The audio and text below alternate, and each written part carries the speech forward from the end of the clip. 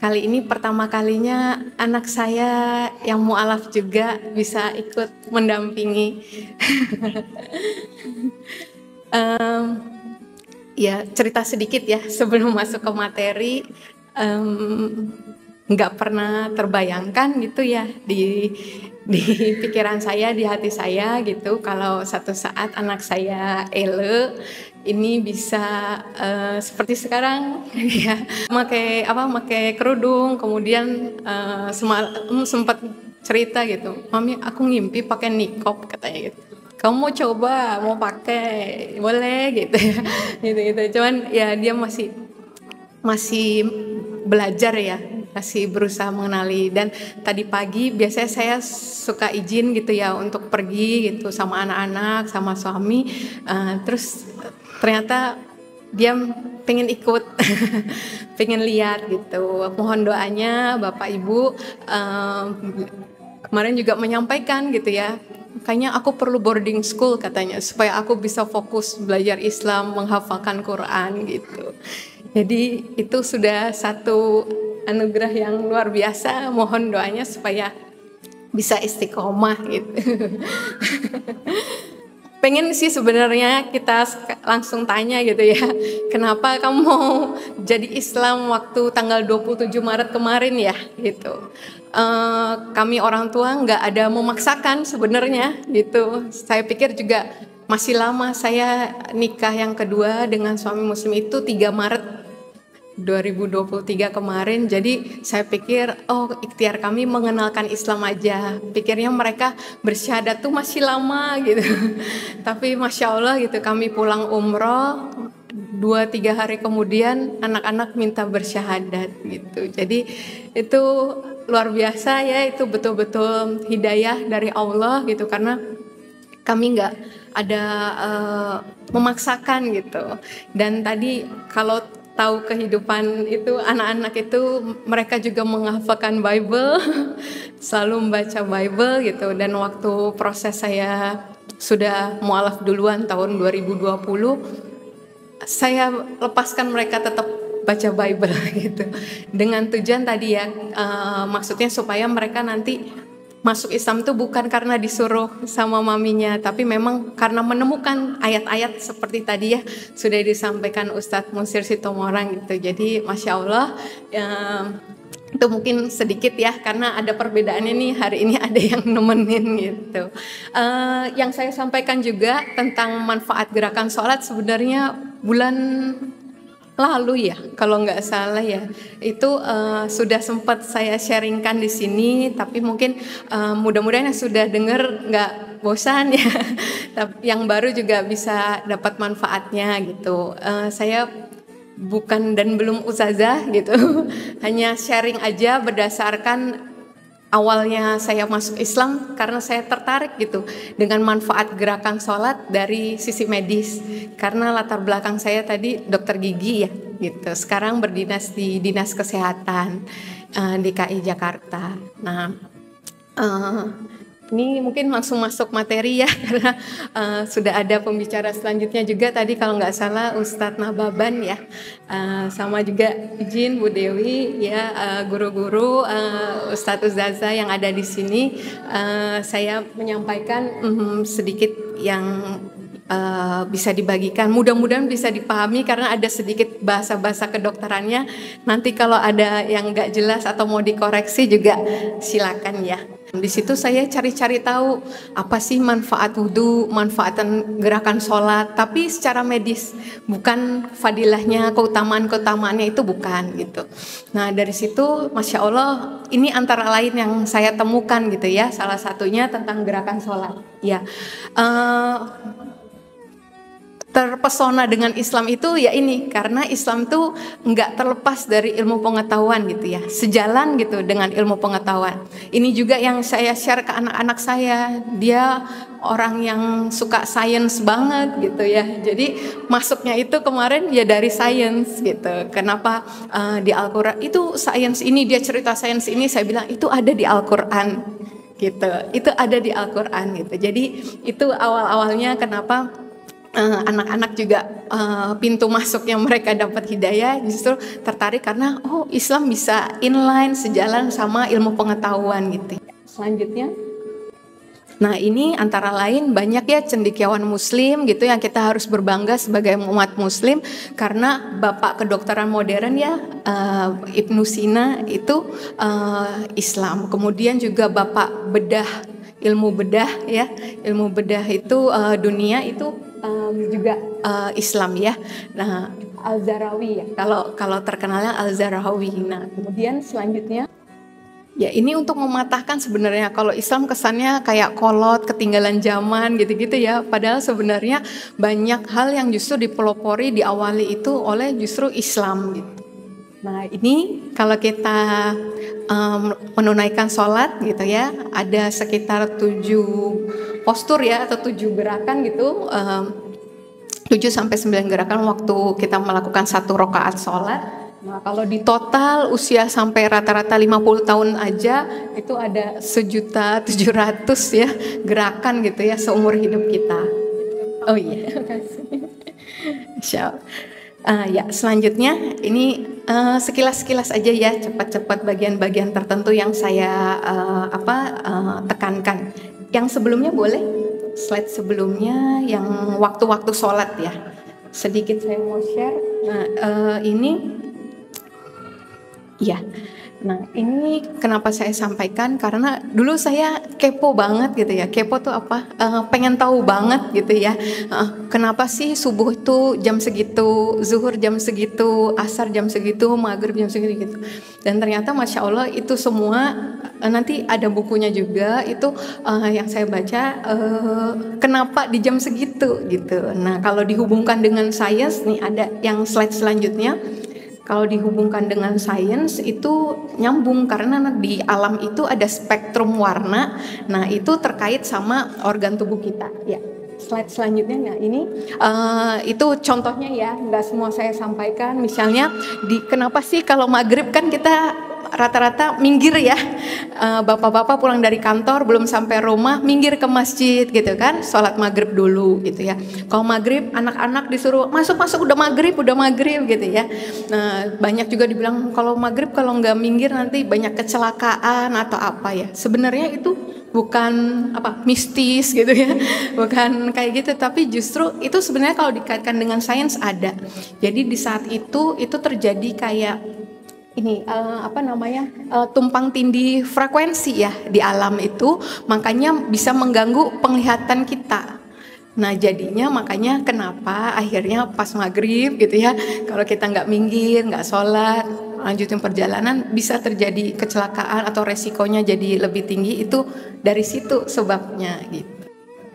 Kenapa bapak-bapak disuruh sholat subuhnya berjamaah ya di masjid gitu kan?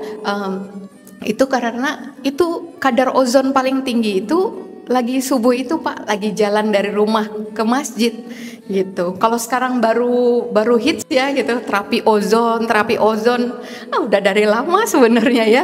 Rasulullah nyuruh kita sholat subuhnya bapak-bapak terutama di masjid itu supaya bapak-bapak dapat kadar ozon paling tinggi Pak, paling bagus di jam-jam segitu. Jadi kalau tahu keutamaannya sholat subuh berjamaah di masjid itu luar biasa, ada bonusnya lagi untuk kesehatan jasmani kita gitu ya.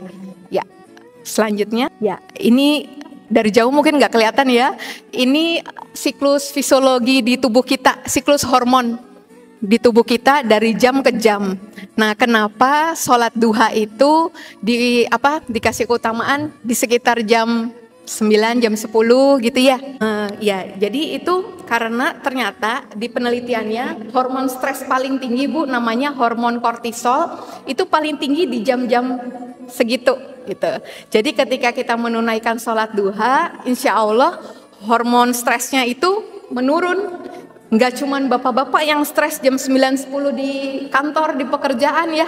Ibu-ibu emang enggak stres, ibu-ibu rumah tangga udah lagi mikir mau masak apa nanti siang ya gitu ya atau apa gitu. Jadi itu sudah fisiologis tubuh kita di jam segitu hormon stres meningkat. Insya Allah kalau ibu menjaga sholat duhanya itu bisa menurunkan stres gitu ya. Lanjut ya. Nah ini sebelum masuk sholatnya kan kita disuruh untuk menyempurnakan wudhu ya gitu, menyempurnakan wudhu. Dan ternyata Masya Allah di wudhu ini itu waktu kita wudhu dengan sempurna itu ada sekitar 493 titik akupunktur yang terangsang ya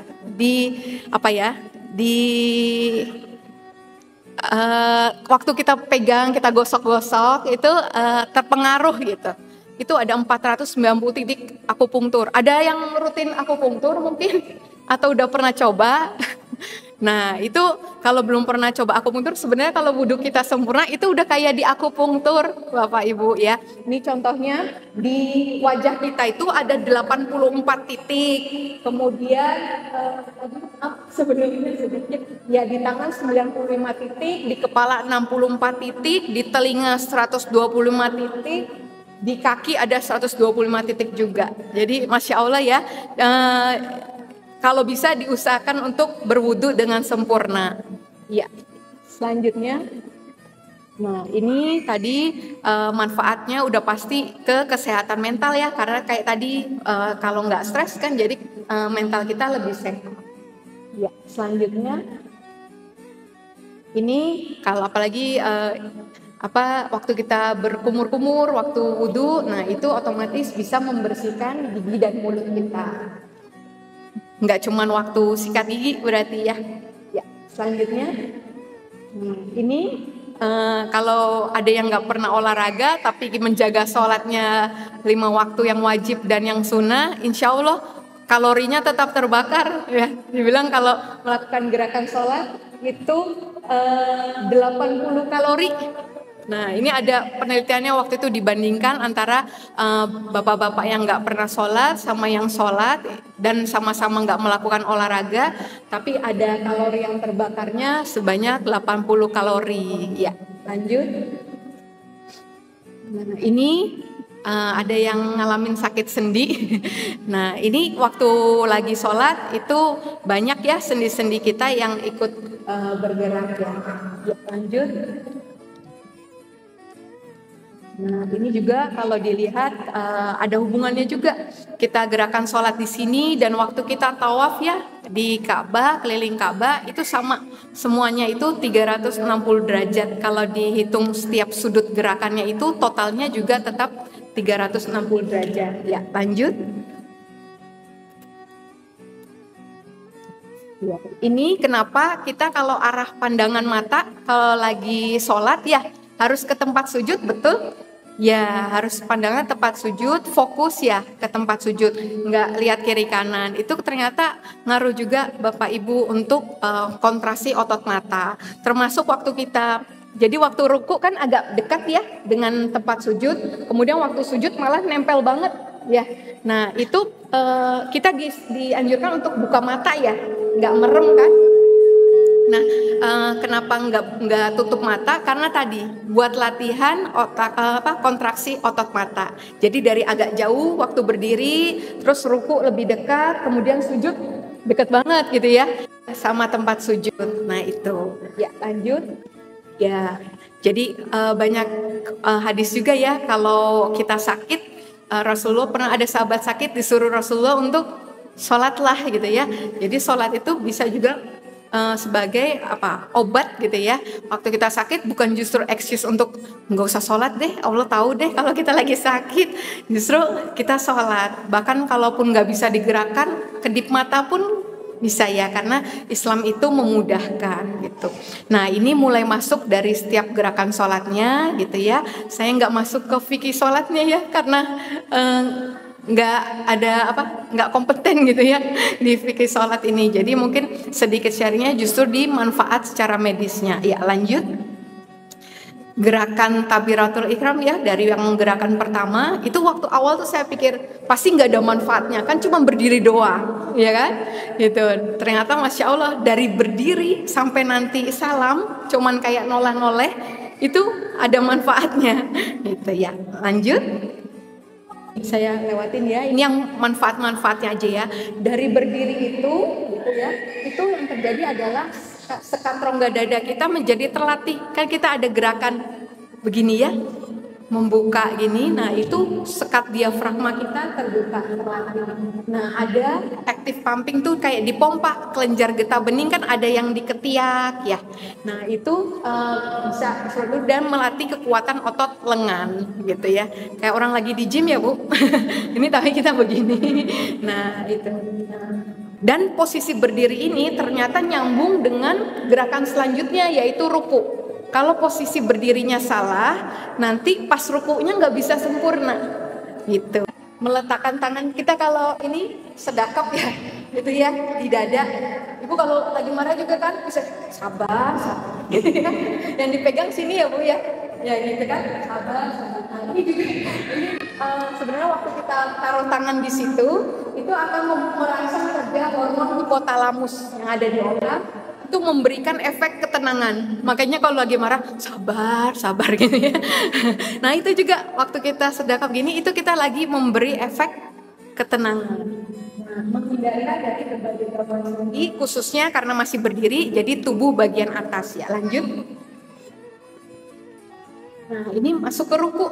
Ruku ya harus dibilang katanya apa, sampai gelas kalau ditaruh tuh nggak tumpah ya, nggak jatuh. Nah itu gerakannya ya. Ini habisnya. Nah, ini tadi meregangkan muskulus hamstring yang di belakang, di paha belakang. Kemudian bisa kalau waktu berat badan kita geser ke depan itu tubuh darah ini ngalir ke apa? Tubuh bagian tengah ya, jantung kayak gitu ya, apa kita gitu. Kalau sujud nanti ke otak ya, karena kan lebih bawah jantung kita nanti lebih atas daripada otak kita. Nah, ini lanjut. Terjadi relaksasi atau peregangan dari tulang-tulang belakang kita. Di dalam tulang belakang tuh banyak syaraf-syarafnya. Nah, ya lanjut. Nah ini waktu posisi jantung sejajar dengan otak, aliran darah maksimal di bagian tubuh tengah. Nah juga nanti di leher, tengkuk ya, saraf memori, daya ingat itu juga ikut terangsang ya. Lanjut. Nah ini juga bisa memproduksi nitrit oxide, itu bagus ya, mengalir dalam peredaran darah kita, jadi bisa meningkatkan kadar zat adrenalin, jadi semangat. Ya lanjut. Nah itidal ya, pas bangun dari ruku. Nah kayaknya emang ada manfaatnya, ada juga ternyata. Nah ini kalau pas waktu iktidal itu kita kayak lagi, nah perutnya kayak lagi di apa ya, dipijet ya. Jadi makanya yang terpengaruh organ pencernaan. Nah organ pencernaan di dalam perut, terus menjaga keseimbangan soalnya dari agak nunduk lalu berdiri ya, itu menjaga keseimbangan tubuh, kemudian memperlancar sirkulasi darah. Nah ini waktu sujud udah sering banyak yang nyampaikan ya, bagus buat otak terutama ya. Lanjut. Habisnya kemudian yang manfaatnya nih, tadi hampir sama ya, ada memompa getah bening di leher dan ketiak. Kemudian tadi posisi jantung sekarang nggak kayak ruku, kalau ruku tadi sejajar, kalau sujud jantung lebih di atas lagi. Nah jadinya bisa darah yang kayak oksigen itu bisa ngalir banyak ke dalam otak. Nah itu dibilang jantung berkurang bahkan hingga 10 kali dalam 1 menit pada posisi sujud, memberikan rasa rileks dan kenyamanan. Ada yang kalau doanya lama waktu sujud gitu ya, banyak doanya panjang, nggak apa-apa, insya Allah nanti udah selesai sholat jadi tenang gitu ya, jadi nggak khawatir lagi gitu ya, percaya bahwa Allah maha mendengar doa-doa yang tadi sudah kita sampaikan. Ya lanjut. Ya, ini meningkatkan daya tahan pembuluh darah di otak, kemudian juga beberapa urat saraf tuh ada ya, kalau Kalau ada yang melakukan penelitian, ada beberapa saraf di otak itu yang nggak akan teraliri darah dengan baik kalau nggak sujud.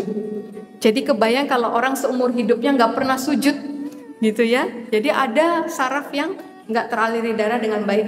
Beruntungnya kita yang melaksanakan sholat dan bersujud lebih dari 5 kali ya, gitu kan.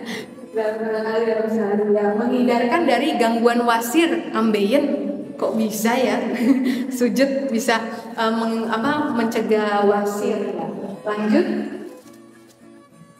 Nah terus ini buat di wanita itu, makanya kalau di puskesmas ya suka ada senam untuk ibu hamil, apalagi mendekati trimester ketiga mau lahiran, suruh banyak-banyak sujud, posisi sujud ya. Itu mempengaruhi juga untuk nanti memudahkan persalinan. Nah ini juga ibu-ibu ya, wanita, mohon maaf kan ada gerakan yang tangan kita gini ya. Nah itu juga bisa mengencangkan otot-otot di sekitar, mohon maaf, payudara gitu. Lanjut. Nah ini kalau ada yang sakit mah gitu ya, lambung, usus, rematik, ginjal, itu kepengaruh dari situ juga. Kalau ada yang susah sembelit ya, susah buang air besar, nah itu juga posisi sujudnya harus benar. Nanti bisa mengurangi keluhan sembelit. Lanjut. Nah ini posisi duduk. Nggak tahu Bapak Ibu mualaf yang lain yang ngalamin nggak sama seperti saya. Saya dulu duduk itu kaku, susah. Ngelihat orang kok kayaknya di masjid bapak-bapak itu langsung zup gitu, duduknya langsung sempurna, langsung betul ya. Saya tuh sakit gitu, memastikan jari-jari itu menghadap ke kiblat, tapi ketekuk, terus sebelah kiri didudukin ya sama bokongnya. Itu kayak gimana sih, kok yang lain gampang sih, saya agak lama itu sampai bisa lemes gitu, kakinya bisa kayak gitu. Nah itu ternyata kalau betul itu benar seperti tadi kita lagi refleksi ya, kayak lagi refleksi itu makanya kalau duduknya sempurna betul, organ yang dipengaruhi itu jadi tepat gitu ya. Ternyata duduk ini mempengaruhi ya, lanjut antaranya itu ada reproduksi juga, reproduksi baik wanita maupun laki-laki ya. Untuk menghindari nyeri pada pangkal paha, kemudian menjaga kelontaran saraf paha darah, lutut, betis, jari-jari kaki, memperkuat jantung dan sistem sirkulasi darah. Lanjut. Nah ini lanjut, ini tasawuf akhir ya. Hasil akhir gerakan duduknya juga beda lagi kan ya. Nah itu ternyata tadi organ reproduksi duduk tawaruk tadi ya sangat baik bagi pria nih, bapak-bapak. Tumitnya kan menekan kandung kemih. Nah juga bisa mencegah prostat gitu ya, kalau ada yang masalah penyakit prostat, menjaga kelenturan kekuatan organ gerak kita, merefleksi saraf kaki. Ya kayak direfleksi kalau duduknya betul. Ya, lanjut. Nah ini kalau ke tempat refleksi suka ada poster gambar ini gitu ya, yang jempol ini berhubungan sama organ mana, yang ditumit berhubungan sama organ mana. Nah itu Masya Allah, ternyata kita setiap lagi sholat itu seperti sedang direfleksi juga ternyata kalau betul ya gerakannya. Ya, lanjut. Ini terakhir salam ya, kayaknya cuma tolah-toleh ya. Apa manfaatnya? Masya Allah nih. Nih ibu-ibu senang nih. Pas salam itu ternyata ya lanjut. Hadisnya kemudian manfaatnya itu salah satunya mengencangkan otot wajah Bu. Nggak usah ditarik-tarik benang itu apa botok sama menjaga kekencangan kulit wajah, menyempurnakan aliran darah di kepala, relaksasi pada otot leher gitu ya. Salamnya yang mantap, nggak cuma sekedar gini-gini ya, tapi oh ya lagi dikencangkan otot wajahnya gitu ya. Lanjut. Ada kayaknya nggak banyak, ini kesimpulannya ya. Ini dari Quran surat Al-Anbiya ayat 16, terjemahannya dikatakan, dan tidaklah kami ciptakan langit dan bumi dan segala yang ada di antara keduanya dengan bermain-main ya. Allah menciptakan segala sesuatunya. Rasulullah ada hadis-hadis sahih yang menganjurkan kita untuk hidup sehat dan sebagainya. Itu semua tidak ada main-main. Itu semua pasti ada tujuannya, ada manfaatnya gitu. Tinggal kita motivasinya itu karena kita mencintai Allah dan Rasul, karena kita mau taat sama Allah dan Rasul. Manfaat untuk jasmani kita itu bonus. Nah, kemudian ini sholat itu kesatuan tubuh ya, tubuh, jasmani dan rohani. Jadi nggak cuman kita menghadirkan Allah ya, kayak Allah seolah-olah ada di hadapan kita sujud di hadapan Allah, tapi juga kesatuan di jasmani kita juga ikut ya. Kemudian juga semua manfaat tadi yang didapat dari penelitian tadi ya, itu banyak yang penelitian tuh nggak orang Islam loh yang melakukan penelitian gitu. Kalau orang Islam yang melakukan mungkin bisa aja nggak objektif ya, tapi banyak yang melakukan penelitian itu justru orang-orang yang di luar Islam gitu. Tapi masya Allah, dari situ kita yakin ya bahwa tadi inad dina indalohi Islam, nggak ada yang sedetail ini ya, mengatur tentang dari kita bangun tidur sampai tidur lagi, dari kita lahir sampai meninggal gitu. Nah di sini tadi disampaikan syaratnya tadi semua manfaat itu bisa kita dapatkan ketika kita melaksanakan sholat dengan cara tadi, dengan istiqomah, dengan tumaninah, dengan tertib gitu ya. Insya Allah kita semua dimudahkan untuk bisa menyempurnakan, setiap hari menyempurnakan mulai dari gerakan wudu sampai gerakan sholat gitu, dan semuanya bisa mendapatkan manfaat gitu ya dari semua amal soleh yang kita lakukan. Mungkin itu yang bisa saya sampaikan. Wabillahi taufiq wal hidayah. Wassalamualaikum warahmatullahi wabarakatuh.